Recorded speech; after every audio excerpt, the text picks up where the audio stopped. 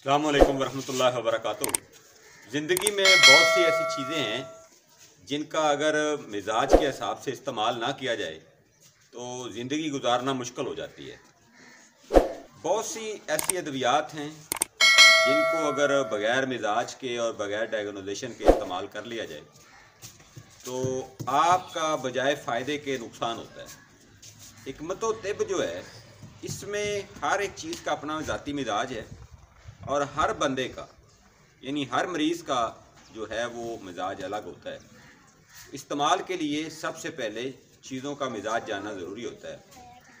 मिसाल के तौर पर एक बंदा जो है उसका मिजाज गर्म है, उसको अगर हम कोई भी गर्म दवाई इस्तेमाल करवाएंगे तो उसको बजाय फ़ायदे के नुकसान होगा, जबकि वही दवाई जो है वो जिसका मिजाज सर्द है या जिसका ब्लड प्रेशर लो होता है उसको इस्तेमाल करवाएंगे तो उसको फ़ायदा होगा। तो हर चीज़ को मिजाज के हिसाब से जांचना चाहिए और दवाई जो है उसको इस्तेमाल करने से पहले इलाज बिलग़िज़ा जो है उसको तरजीह देनी चाहिए। तो अगर आपका बीपी लो रहता है तो आप गर्म चीज़ें इस्तेमाल करें और अगर आपका ब्लड प्रेशर हाई रहता है तो आपको ठंडी चीज़ों का इस्तेमाल करना चाहिए।